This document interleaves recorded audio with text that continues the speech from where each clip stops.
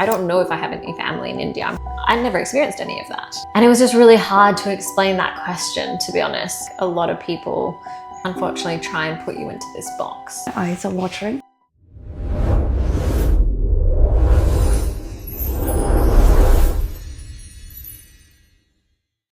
Namaste and welcome to Indian Women Abroad, a podcast where we share stories of migrant Indian women throughout the world. For today's episode, I have with me Sonia, who is the founder of Tala Thrive.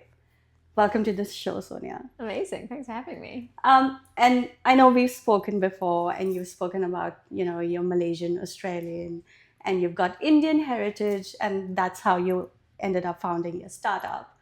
But I'm interested in knowing, because obviously it's been influenced by your experience, how you grew up in the country. What was that, experience like for you, having that multifaceted identity, and how did that look like in reality? Yeah, I think it's taken me a lot of years maybe to process some of that. I grew up here a long time ago. I'm 35 now, and so I think at that time there wasn't really many Malaysians here. We didn't have any family here either. I think my mom had like a second cousin, which was nice, but we pretty much only really saw them on Christmas. So for me, kind of growing up in Melbourne, I was born and raised here, we just didn't really have that community aspect that I think you tend to do way more so back home, right? Is that either family or the kind of extended community. And then because my dad left when I was quite young to move back to Malaysia. And so my mom comes from a very Catholic family in Malaysia. And so we were actually raised Christian mostly in Melbourne. And so I think for a lot of years, I actually figured out later that sometimes religion actually provides a lot of that culture and community aspect. And I think just later, I just realized that I didn't have that either. So yeah, I think, I don't really consider myself religious, but I think that aspect of kind of community and culture and, celebrating Diwali and all these other beautiful things, I never experienced any of that. We never had it, and I grew up in Shanghai for 4 years as a kid, which meant that when we came back to Melbourne, we only ate really Chinese food or Western food. Right. And so I just didn't know, I didn't really grow up around that food. I mean, going back to Malaysia every year, and we'd stay with my cousins for like 5 weeks every year, and we'll all sleep in one room on the floor and stuff. And I loved that experience. But that was kind of my experience of experiencing our culture was, mostly through food and being around my family. But then most of the year when I was back in Melbourne, it was a very, very Western society and upbringing. But then I look like I do, which is not, I guess what a lot of people would consider Australian. And so I think, growing up, I would always get the question of, where are you from? I'd be like, well, I'm Australian, right? I sound like this, and I was born and raised here. Right. But then they're like, well, where are you really from? I'm like, okay. And then I have to explain it, right? Because I'm like, well, my parents are from Malaysia, but we have Indian heritage, and and it was just really hard to explain that question, to be honest. So I think for me, especially going to school here, especially my last few years of my high school, I went to quite a privileged girls' school in Melbourne, which meant like most of my friends were white. Well, pretty much all, actually. And so it was really hard for me to kind of fit in. And I think I just honestly tried to fit in and trying to be white, and not really kind of even, I guess I wasn't exposed to the culture and those type of religion and things, but I think I didn't even try to learn, because I was like, well, I just want to fit in with them. So I think I did that for a long time. I will say that my best friend that I grew up with, she is Filipino. And so I was very much taken in by the Filipino community, which was really lovely. But yeah, it just, for me, I think as I grew up, especially during uni and after that, cultural identity issues was a big thing for me. Okay. So, from what you've shared, I'm getting the sense that the sort of, the cultural identity and the struggles of having this multifarious identity really started as you started growing up, and people started to question, where you're really from. And, can you point to any incidents that might have stayed with you where you felt like, I really need to explore this more, or maybe it's taking a toll on me, all these questions? I think just when I got constant questions around my identity, and I think a lot of people unfortunately try and put you into this box, and I never fit into any of those boxes. As much as I tried, I just never did. And because, my dad's Punjabi, a lot of his family's from there, but also kind of, he's very white and kind of mixed race. And yeah, I have some kind of mixed cultures. I think for me also, because my dad also didn't really talk much about his, again, he wasn't really present. He left quite early. So he didn't really talk much about, he was kind of adopted. It's a whole thing. So I don't really know much about my kind of genetic line either. And so it's really hard when you get a lot of these questions when I don't even know. Right. Because then I think a lot of people are like, oh, well, like either you're lying or you don't want to tell me, or, oh, but like, of course you grew up with this food, and of course you grew up with Diwali. You're just trying to be too white that you want trying to say that you don't know it. And I'm like, I genuinely don't. Like, I genuinely don't know. I'm so willing to learn if someone explained it to me, but I don't want to made to be feel bad because I didn't grow up with it. Right. And so I think, those points were probably mostly when, I got asked a lot of those questions, but also I've lived in 7 countries. So when I started moving around, that question came up more and more, right? Because now you're in a separate country completely. And when I went to the Nordics, for example, if I say I'm Australian, immediately everyone's like, well, where else are you from? But where are you really from? And that question came up more and more, right? Because I didn't fit into that kind of stereotypical, this is what an Australian looks like. And then I think when you're already kind of in this 3rd, 4th kind of country, that's when I think for me, I tried to like hold on to my culture and values as much more as I could. And then I think for me, probably the latest point was, I got married earlier this year. My husband's a white man from Denmark, and Danish culture is really strong. Their language is completely different, and they have so many traditions, right? Which is beautiful a lot of the time. Some are quite intense and weird. Like we had to cut his socks at the wedding, and the guys carry him up. There's a lot of random stuff like that.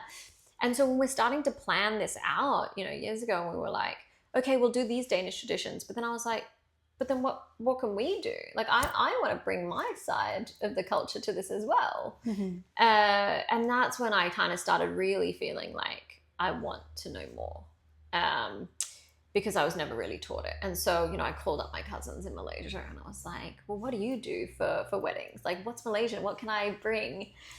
And then they were like, oh, well, because they're all Catholic. They were like, oh, well, you get married in a church and you walk down the aisle and you wear a white dress and, you have dinner afterwards. And I was like, well, that's just a white wedding, guys.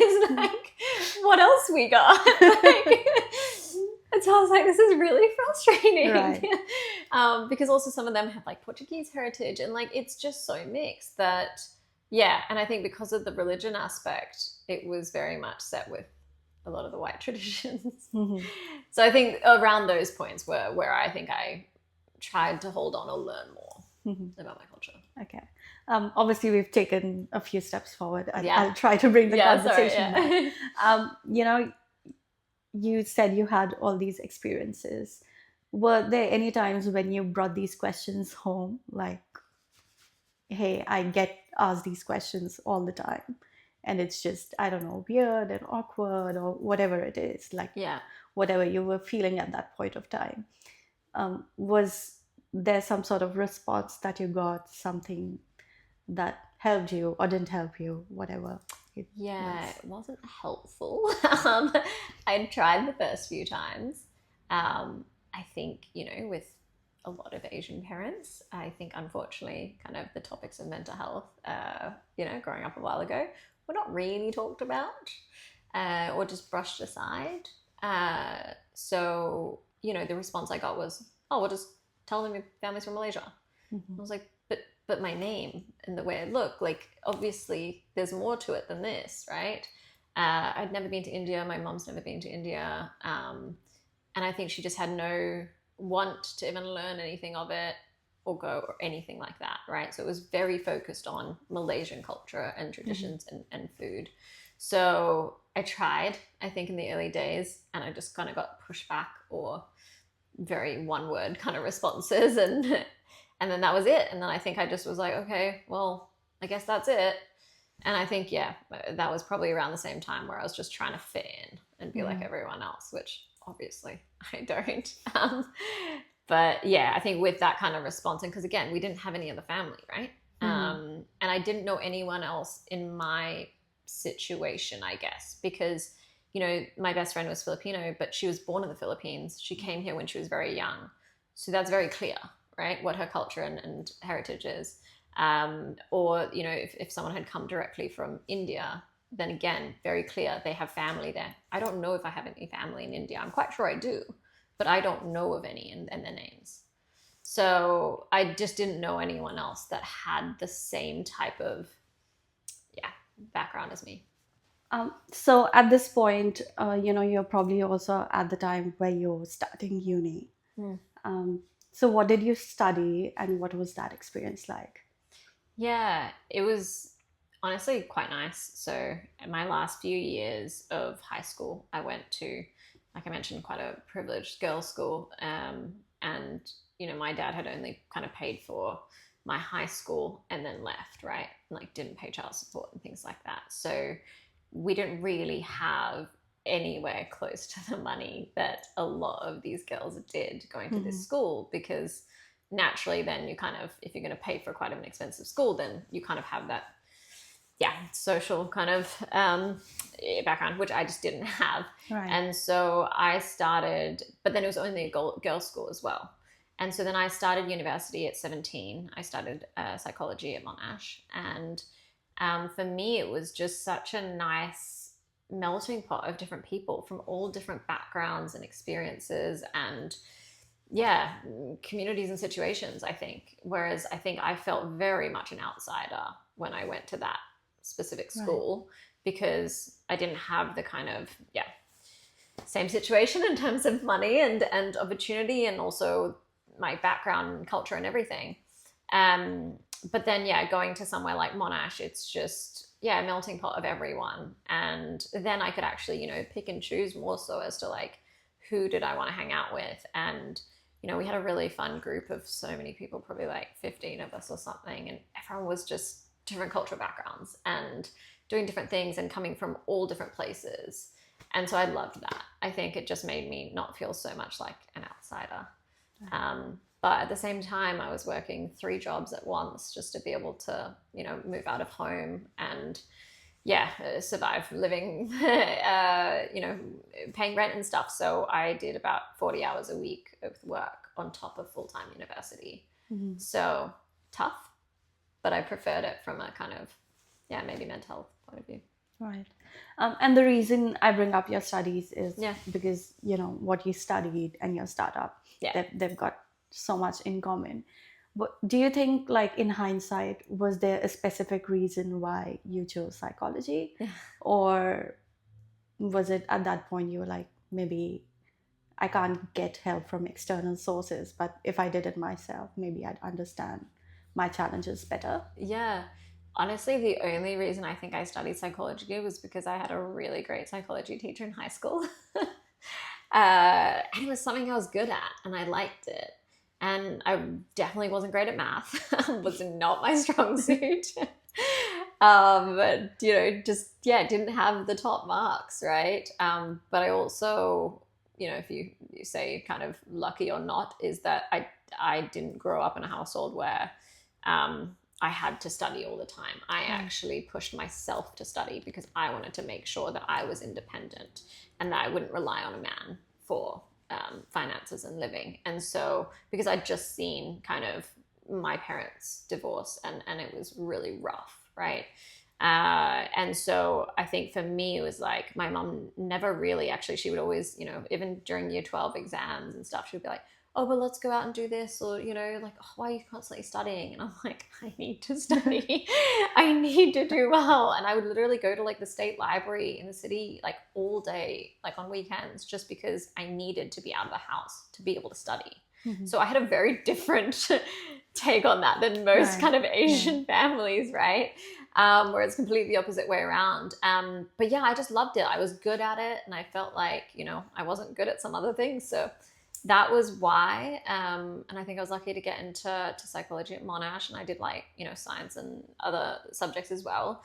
I loved it. I loved the course, but I will say that for me, I thought it was more on like, I guess counseling is probably what you call it probably now, but it was really heavy on like report writing and statistics and like back into math. And I was like, what is going on? This is not what I signed up for. Right.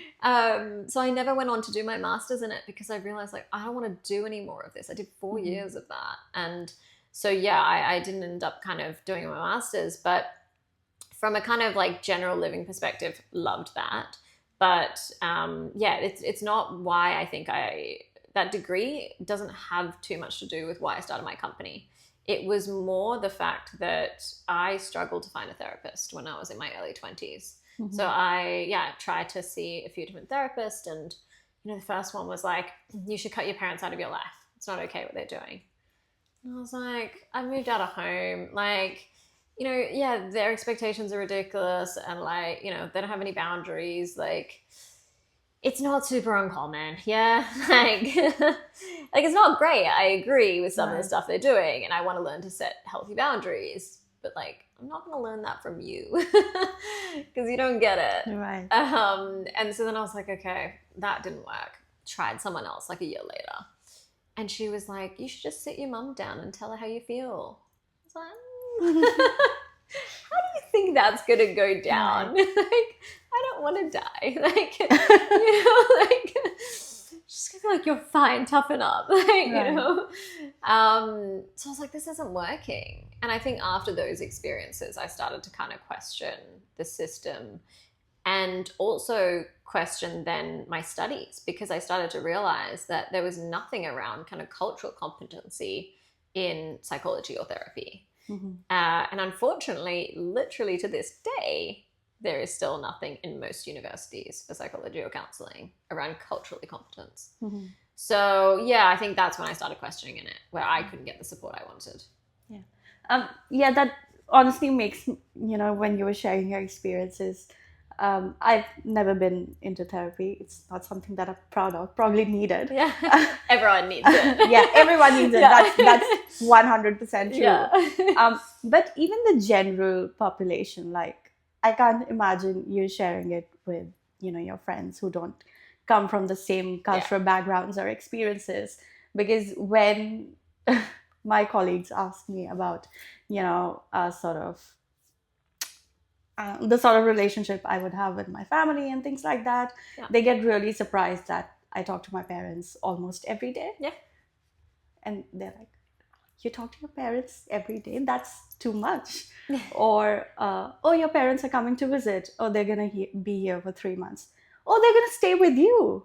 And they get so surprised that, you know, your parents are going to come and stay in your home for 3 months. That's a lot. They're like, oh my God, how are you going to deal with this? And that also sort of translates to your experience, that you can't cut your parents off. You can't cut relationships off in general in, you know, South Asian societies. You can't sit your parents down to talk, because that's going to turn into a completely different conversation where you'd end up feeling even worse. Way worse. So, it's not something that you can bond over with people who don't understand the cultural nuances of growing up in a completely different household. And, you know, going back to you, once you'd done all this, you'd seen different therapists, what did the next steps look like for you? Yeah, I think I can definitely be, I guess, stubborn sometimes. And for me, I was like, I have a psychology degree. I'll figure this out myself, right? So that was my thing. I was also, I was working nonstop just to be able to pay rent and stuff. So this was all out of pocket, right? And so I was like, I can figure this out. Because also I'm not going to pay to educate you about this and not get the support or be in a worse position. Like I genuinely believe that having a bad therapist is worse than not having one at all, right? I'd rather you not even go to one if it's going to be bad. And so, because like I think people can give, advice like that could be quite detrimental to someone, right? And I think, there are situations where that would be necessary. Don't get me wrong, right? Like if you're in physical danger or, it is highly toxic, I do think that makes sense, right? But that shouldn't be one of the first things you say. And when you're saying it from not understanding the cultural context that comes along with it, that was kind of my problem with it. So for me, I was like, I can figure it out myself, And look, I think it did take a while. Like I ended up being able to kind of set some healthy boundaries. It took like 8 years maybe. But we kind of got there. Right. So, it was kind of like trial and error. Would have loved to not go through that much trial and error because there was a lot of heated conversations. But yeah, so I did that for a long time, I think. But then I think for me, when I kind of came up with different issues, for example, that kind of still related to my cultural background. So for example, moving to kind of the Nordics, especially in Sweden, for me was quite heavily racist. And that was a different level of racism that I'd ever experienced in Australia personally, right? And so, again, another issue came up that I was like, I don't know how to process this. Like, this is also something I think I need support with. And so then again, tried to go and seek for support around this issue. That obviously only really affects people of color or majority affects them and our demographic. And so, again, tried to seek out help. Ended up paying the hour to educate the therapist about racism.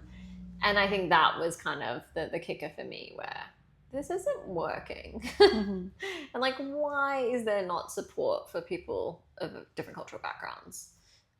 So that's, I think, like you say, like I never really talked to any of my friends about this because one, maybe there was that stigma around it and like, oh, I don't want to like talk about it because, don't say what's happening in the family type of thing, right?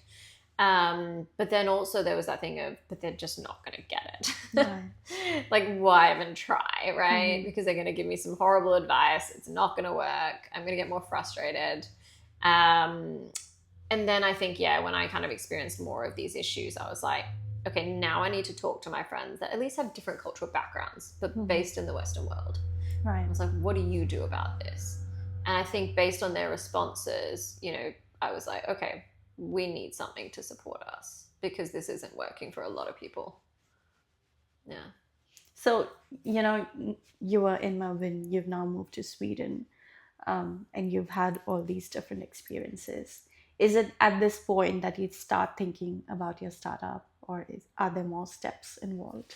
Yeah, I think I started thinking about, this is a product that needs to happen. It needs to be in the market. And, I think, my dad was always an entrepreneur and I think I kind of had that in me, right?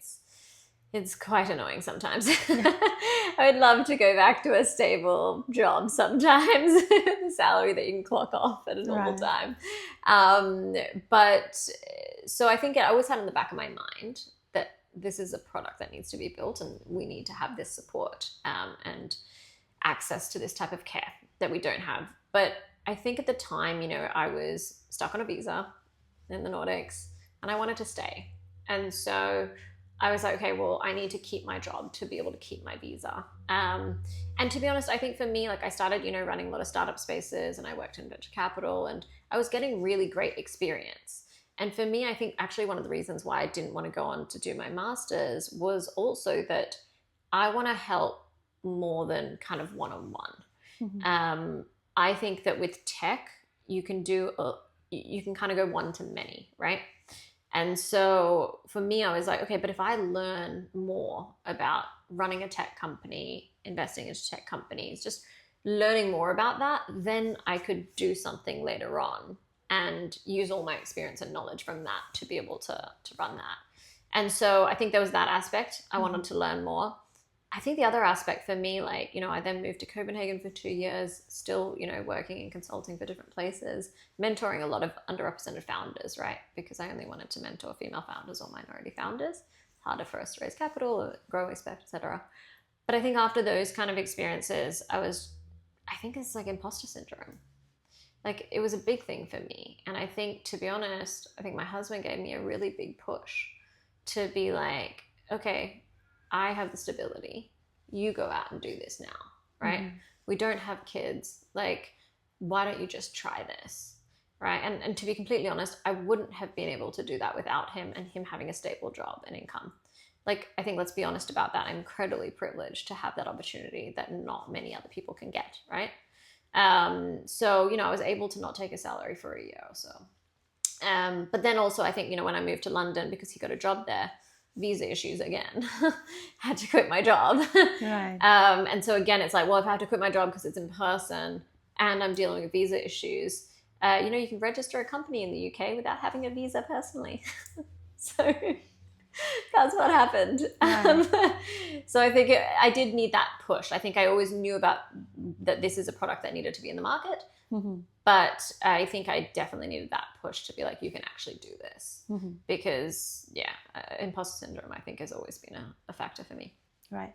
So now that you're in London and, you're thinking about starting the startup, how did that process go about? Like, I think people would love to know the steps that go into it, and how did you prepare yourself for it, obviously. And one thing that I'm also interested in knowing is, what was your mother's reaction like when you left a stable job to start something of your own? Yeah, not good. I think for several reasons, and I think she means well. I think I was quite frustrated with her initial response, right? Because her initial response was like, don't do it, it's not going to work. Right.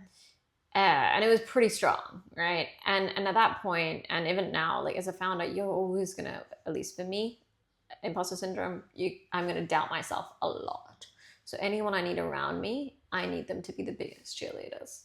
And I'm very lucky in that my best friend and my husband are completely that. Like, they believe way, way, way more than I would ever believe about myself, right? And kind of push me and encourage me to do that. But it's hard to hear, right? And so for me, I think this was a big idea that I'd already had in the back of my mind. But because I'd worked with so many tech companies, like hundreds of them over the last, 6 years that I was in the Nordics at that point, I had other ideas as well. And so for me, it was, I need to do a hell of a lot of research to figure out what is going to be viable. Because, over 90% of startups fail, that's the typical statistic. How could I lower that risk as much as possible? And so for me, that was doing a lot of research. So what I did was I kind of just drawing boarded a few different ideas.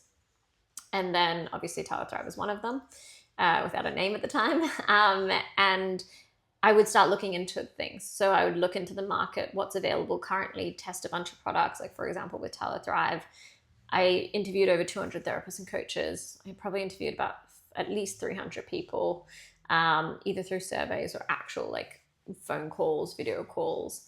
The therapists were literally video calls. It was so much work. But I also tested a lot of the mental health apps out there. I took actual sessions as a patient, and so many of them.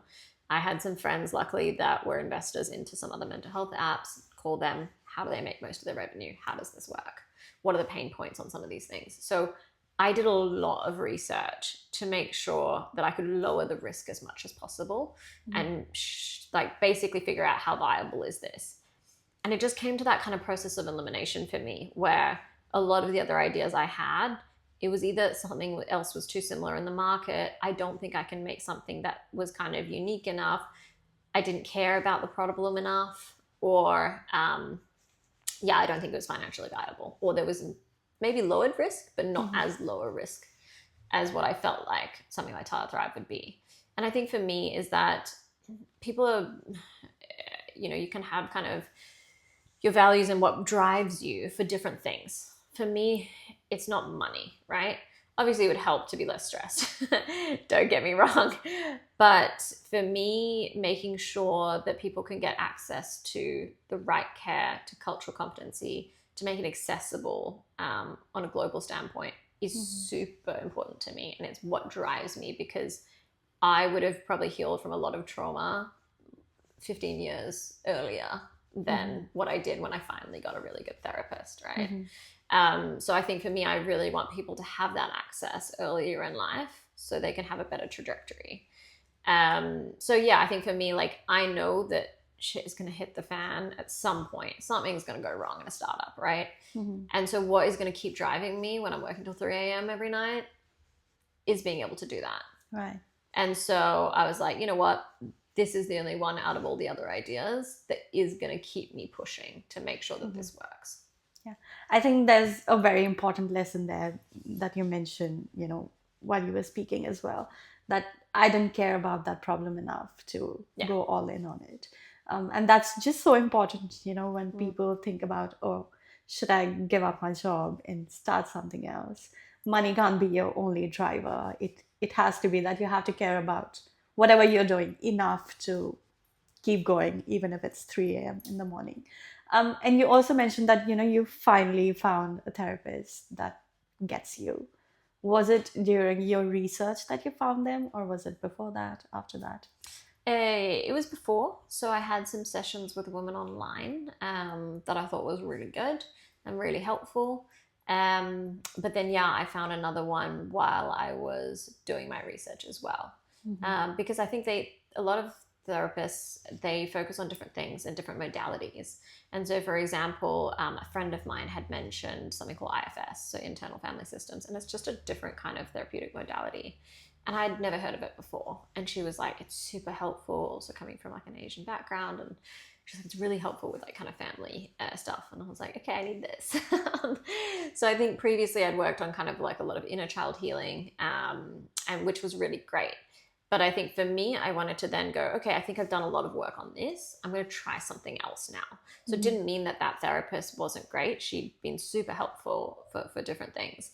But I just wanted to try something else. And one of the therapists that I really clicked with that I was interviewing was a specialist in this, IFS. And so, again, loved that. Really great experience. Currently now my therapist is Japanese. And she's amazing. And she totally gets it. So, and I'm learning some of the Japanese kind of thinkings, which I love. But she still gets the whole Asian parents, our kind of cultures growing up. So it doesn't always need to be from the exact same kind of cultural background. And for me, to be honest, it's really hard to find that. So several different places.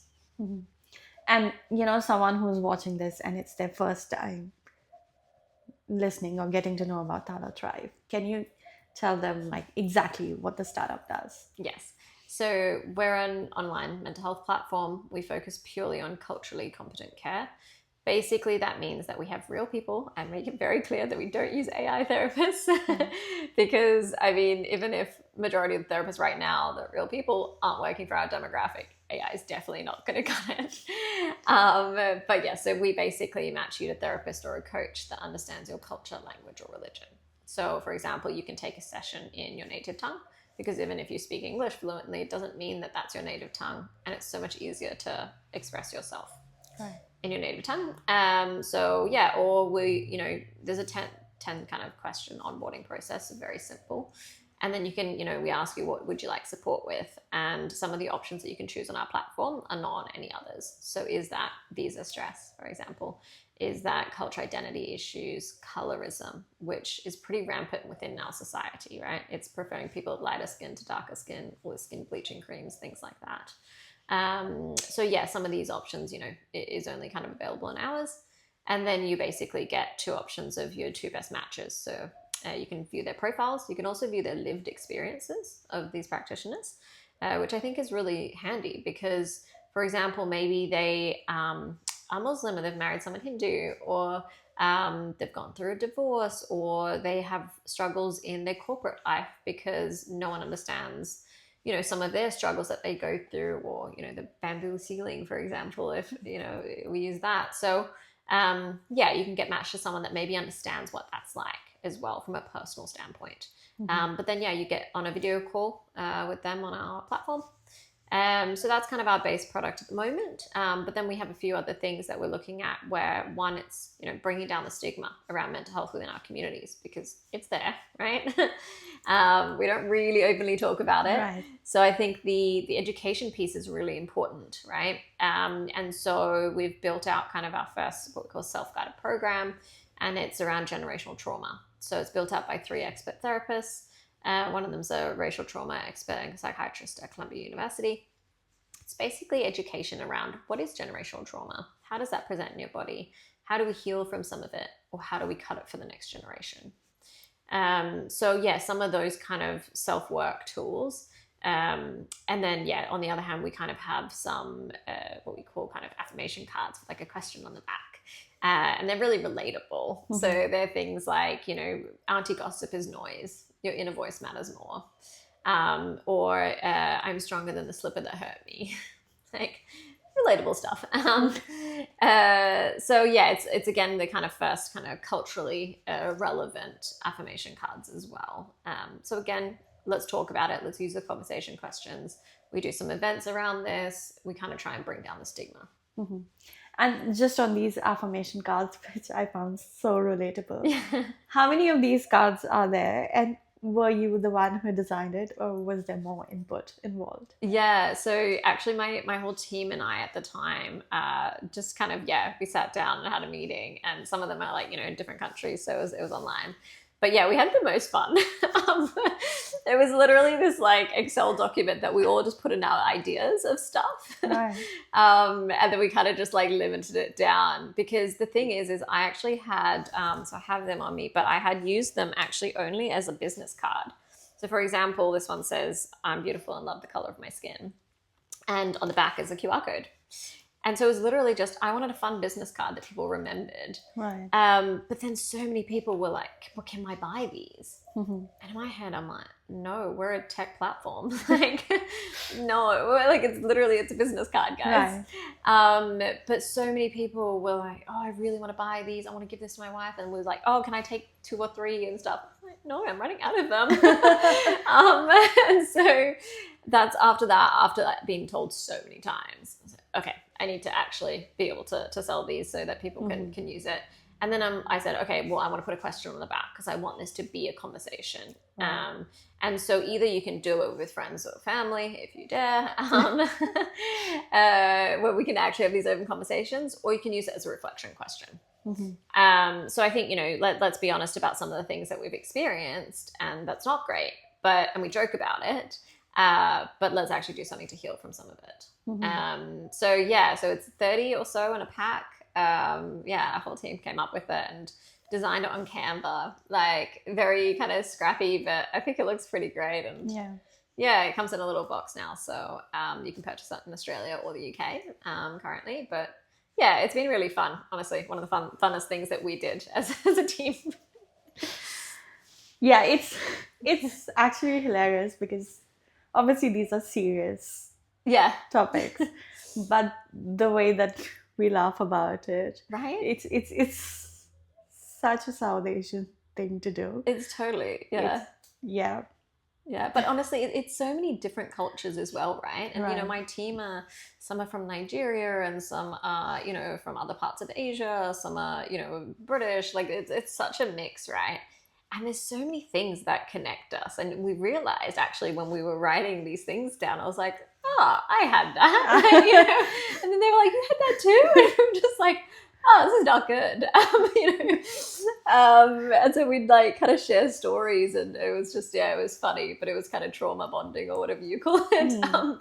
And so then there was, we had one of our main events in London that we had, we kind of joked about it from all like different cultures. And, one of my good friends in the UK was from Angola and Africa, and some were Kenyan and some were Asian. Like it was super mix of people. And we all found out, those Danish butter cookie tins? Like everyone had one of those, right?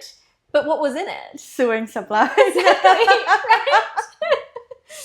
Like, how did that get everywhere in the world? It's actually quite wild. Yeah, whenever I see them in a supermarket, I just instantly consuming some pasta. Exactly. It was never cookies. It was always something else, usually a sewing kit, sometimes like tools or like random stuff, right? And so what we did as a bit of a joke was that we had like a full butter cookie tins, and I'd actually just come back from Copenhagen. So I got like the actual, like from Denmark, butter cookie tins. And we kind of opened up and we're like, we're trying to heal generational trauma with like a full butter cookie tin. Because every time someone sees that, they like open it and they're like, ah. That is so cool. I love that. Exactly. And it is so weird because I've got a tin right now and it does not contain the cookies. It's got something else that I've missed. Exactly. And let's also be honest, the cookies aren't the best thing ever, right? Yeah. Like they're fine. They're fine. Like, I would still rather that than whatever else is usually in our tins. That is so true. Yeah. And you've also raised about $500,000 Yeah. for your startup. How easy or how difficult was that process for you? Yeah. I think when you ask any woman or any woman of color, it's honestly, I would love to hear someone say that was easy. That was one of the hardest things I've done. And I think when it comes to kind of that mental resilience piece, I mean, I've been through so many, probably not great experiences in my life and quite a lot of trauma. And I've worked through a lot of that. And I think honestly, I never wish anyone to go through those type of experiences, but going through stuff like that and being able to deal with it helped me through this process, because it helped me be more resilient and be able to kind of figure out, okay, how do I get through this? Because it was about 6 months full time, right? Constantly reaching out on LinkedIn to potential angels or even just people of different cultural backgrounds that I thought would resonate with the problem. So it was really, really tough. And I think some people ask me would kind of say to me, oh, but you worked in venture capital, so it must have been easy for you. Like, I'm a solo founder and a woman of color. Are you serious? Please tell me that again. Because, it'd be usually men that say that to me, right? And I'm like, okay, statistically, less than 2% of funding goes to female founders, as you know. Women of color, less than 0.3%. That is not including if they have a co-founder, right? And so the fact that I didn't have a co-founder as well meant that I got a lot of questions from very direct questions from investors, from when are you having kids? What are your family plans? You would not ask that to a male founder. 100%. So, to be able to kind of put on a smile and, play it off and say, oh, I might get a dog in the next year. Like, that's the kind of stuff that I had to deal with. And worse, I had really bad calls where I actually had to hang up on the investor, because I'm like, I don't want you attached to my company in any way if these are your values. So things like the questions about the babies and stuff, that was nothing. That was like all the time, easy to handle, right? Not good, but I knew how to handle it, right? Mm-hmm. And to some degree, like, I actually do kind of understand that question to some degree. I do. I don't agree with it, because if you're asking me, you should also ask a man. Yeah. So the way it's handled and gone about it is quite wrong, but they're trying to limit the risk, right? So I think for me, I would then ask it, if this were to happen, if you were to have a child, what would happen? How would that look like, right? And then I would say, well, my husband's Danish. He would take 6 months off, right? But, I think I understand that. And so even the ones that didn't ask me that question directly, I would then just preempt the question, because it's to some degree worse if it's just in their head and they're not even wanting to ask, because then they just assume, oh, well, she's going to take 9 months off or something like that, right? So sometimes I'd just preempt it and be like, oh, don't have kids and, might get a dog in the next year. So it's a great time to start something and this will be my baby. And, right. I just preempt it and that's what I say, right? But it's really rough. And to have to do that sometimes 8 times a day, to get on those calls, have something said to you that's pretty rough, was really tough. And then to get off those calls, have maybe 1 minute break, if that, and get back up and just be like, oh, hi, how you doing? It was tough. Yeah, I think being a startup founder, especially a woman and a woman of color, that it just makes you resilient in a completely different way that Yeah. other people can't even imagine or relate to. But you also went through a round of crowdfunding where you previously told me that you also received a lot of support. Was it at this point of time that you also felt very validated? The idea felt validated that yes, this is something that I can, grow further, and there's actually a market for it, because you were hearing from real people who just didn't say that, I believe in your idea, but they were willing to put their money behind it. Yeah, absolutely. And I think that's the only thing that keeps me going, right? Is that I did one post about the fact that I'd started the company and why I'd started it and some of my experiences. And previous to this, in starting the company, I maybe had 2 posts ever on LinkedIn. Like, I was not active. I had a private Instagram account with 2 photos. I think one of them was food. Like, I was not on social media, Right. to say the least. And so since starting the company, it's also another thing that I've had to learn, that I'm not naturally someone that likes to be front and center, right? I get super nervous being on stage, even though I've done it so many times now. But it's not something that comes natural to me or that I enjoy, really. But I think I do it because hopefully it's relatable. Hopefully it helps someone out there. And hopefully it will help support my company to make a bigger impact. That's kind of the only reason. I wouldn't be, to be honest, talking on stage and things like that if it didn't mean that I was benefiting people in the end. Because it was just for my own self. Like, no, thank you. I don't want to do this. So yeah, I think, when I did that one post on LinkedIn, I got 120 inbox messages, and most of them were people I'd never met. And a lot of them were telling me their story. And they would say, this is what I've gone through. This is what I experienced. I tried therapy. It didn't work, or I didn't even try because I knew it wouldn't work for me. And literally just like paragraphs and paragraphs of their story, and being like, thank you for building this. Thank you for doing this. Or thank you for speaking out about your experiences, because I also experienced this. Mm-hmm. And so actually what I'm quite grateful for in the start of my journey is I started screenshotting a lot of these messages.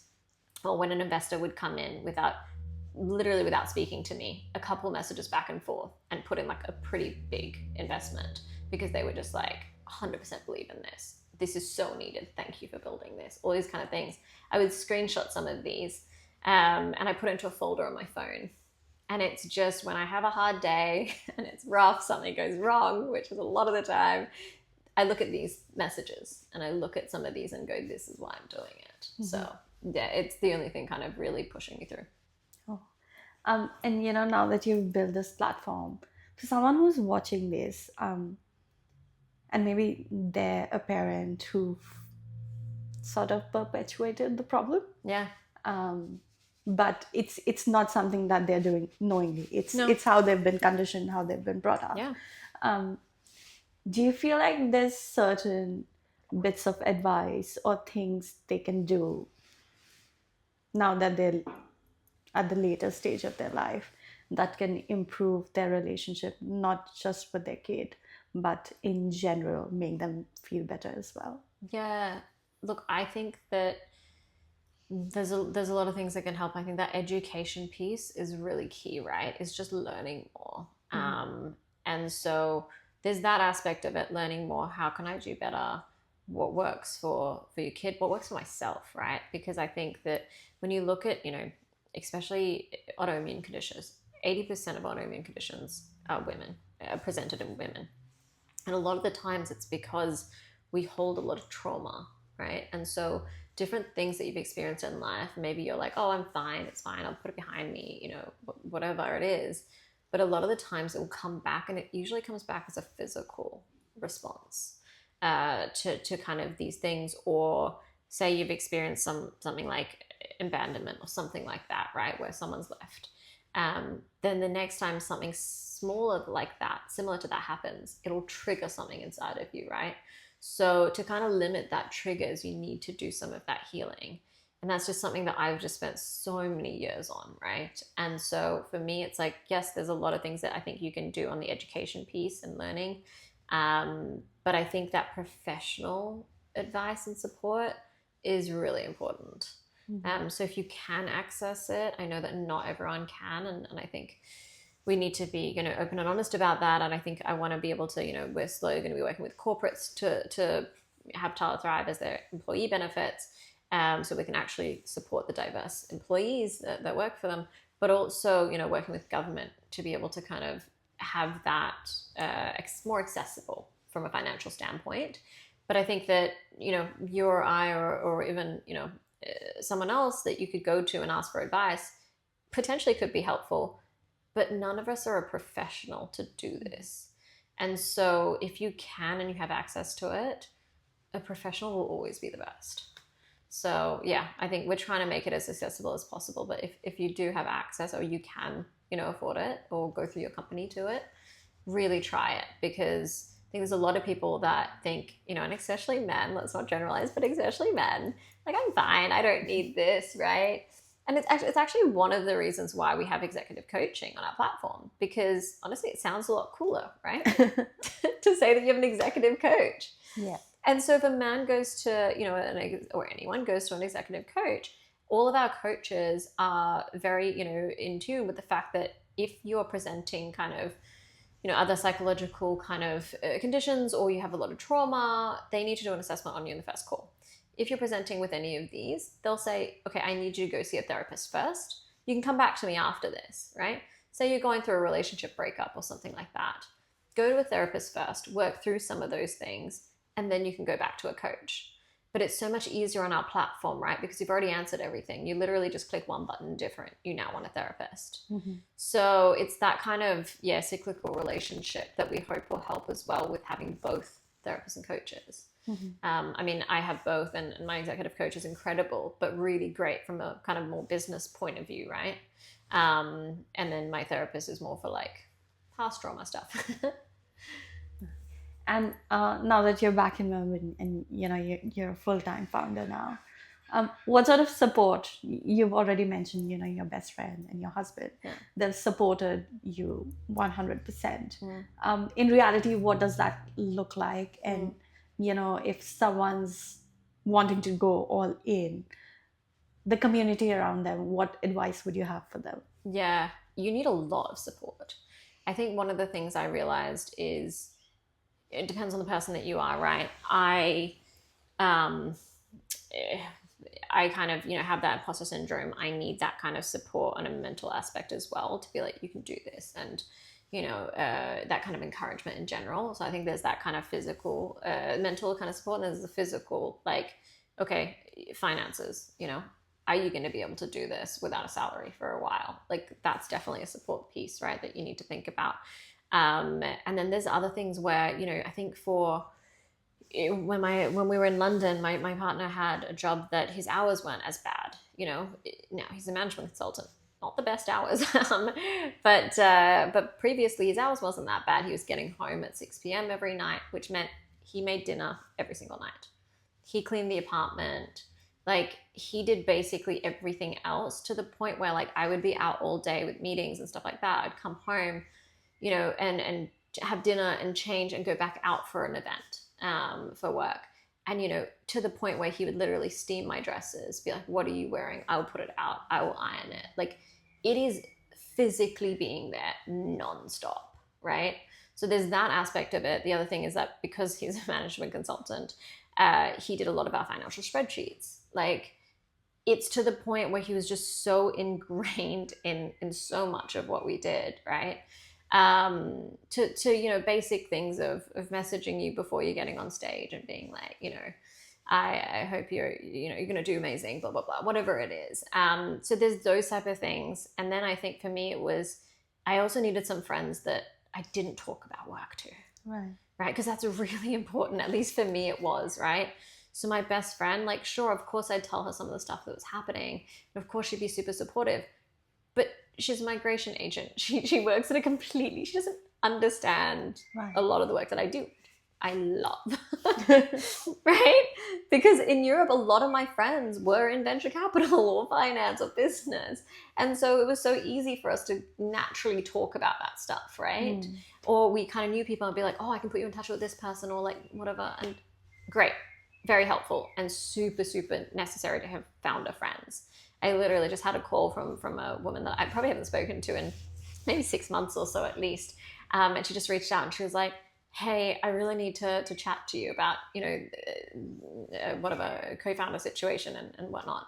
And we just got on a really quick call, and she was like, I love this. I miss like kind of just having a female founder friend that I can just quickly call up and we can brainstorm ideas, right? All of it's necessary. But I really think having people outside of your industry where you can talk about anything else. Yeah, because you need to switch off, right? You need Otherwise, to switch you're off. in work mode 24/7. And, even with my husband, because he's so interlinked and he's so supportive, which is amazing. But then a lot of it becomes about the company as well, right? So there are times where we'll literally, because if it's not on calendar, it doesn't happen. So we'll literally block out in the calendar date night, right? So he'll send me calendar invites, and sometimes with an agenda as well. Management consultant. But then there's, basically when I kind of hang out with my best friend who now has her son, who's my godson, when there's times where, especially when he was a baby, right, I came back and I lived with them for 5 weeks when she was delivering, right, so I could support with the baby. And I remember working UK hours, and so I had about 13 meetings a day, and I would in that day kind of slot in 20-minute slots where I would go down, help feed him, play with him, cuddle him, whatever, right? And you know what, like I have this Aura ring, right, so like Apple Watch statistics on sleep and everything, and your stress levels. And I was like, this is going to be hell. But I'm going to be here because I want to be here for this milestone, right? My stress levels were some of the lowest it's ever been. Ever. I was sleeping at like 2 a.m. I was having 13 meetings a day, like so back to back. But you know why? It's because those little slots of having to make sure that I keep this baby alive is like, my head is not thinking about anything else. Because like if I go to the gym, I'm still thinking about, but I need to do this, and like, what about this, and whatever. But when I was like feeding him or something, I was just like, nope, keep the baby alive. Don't drop him. Like, what is that noise? What did he do? Right. And so I think it was wild when I looked at the statistics for this. It was just, I needed to be so present and not think about anything else. And that was amazing. So, don't know if I recommend having a kid, especially your own. I got to hand it back. But whatever it is for you that makes sure that you can get out of your mind and you can just focus on one thing that is not work, really helpful. Amazing. And for my final question that I ask every guest, and I think you'd be in such a great place to answer this, because obviously you've got this multifaceted identity, but you've also lived in 7 different countries. So someone who's thinking about moving, or they've just moved to a different country, or it's been a while but they're still struggling, what would be your piece of advice that you'd give to them? Oof. I think there's been places where I've moved where I've really struggled. Yeah. And so it's not always going to be roses and amazing, and maybe what you have as an expectation for that to be right. So I think for me, I always see it as an experience rather than it's you can always plan, right? And I think it helps to plan. A lot of things don't go to plan, right? And so I think I planned to go to Sweden for 1 year. It was 4, right? And then, Copenhagen afterwards, I never in my wildest dreams thought I would stay in Europe for 8 years before coming back, right? But it was great. It was a lot of experiences. And then there was also really tough times with, COVID and being stuck in Sweden and being in a relationship that wasn't working, right? And then also not being able to come home because Australia shut its borders. And so there was really tough times and constant visa issues, having to leave the country and reapply. Like, there's a lot of things like that happens. But I think as a whole, I still see that experience as amazing and being able to, experience so many different things. So there's going to be a lot of tough times. I think the first time I, moved to Hong Kong and I was on exchange, it was freezing and I didn't have any like bed sheets, and it was like midnight, and I literally got there and I just started crying. And I was just like, what did I do? Like, this is the worst decision ever. And then it was the best experience, right? So there's going to be tough times, right? And I think you'll know at some point, is it worth it? or is it not? Because I think maybe I don't want to speak for everyone else and other people, but in my mind, I think there was this thing of, okay, but I'm going to move for this period of time, or I'm going to move to Australia and that's going to be it, right? I'm going to live there forever. But if it doesn't work for you, you can always go back, right? And so I think, think about like, it's going to be tough now, but is it just tough now, or is it always going to be tough? Because is it really worth it? So that would be my take on it is, yes, there's going to be definitely tough days, but is the kind of future that you see here worth it to stay for it? For me, it absolutely was, right? And I'm very grateful I stayed, because I started dating my partner when I moved to Copenhagen and stuff. And if I didn't and just came straight home, that wouldn't have happened, right? And also the company, I don't think I would have, I don't know, or maybe it would have been later or whatever it was, would I have started that. So there's a lot of reasons as to why I think I was so grateful for that. I'm also really grateful for being home. But I think a lot of people kind of have this in their mind of, oh, but it's going to look really bad if I go back now. It's like, well, it's your life. If it's not working, it's not working. Right? And so I kind of see it as, you could even just get PR, and then it gives you options. Get citizenship, it gives you options, right? Then you can go back and you come back if you want. But to have that option, I think, is very, very, I'm very grateful for some of those things. Amazing. Thank you so much for that, Sonia. I think that piece of advice was very, very valuable. And thank you so much for watching. If you like this episode, please like, comment, share, and subscribe, and we'll see you next time.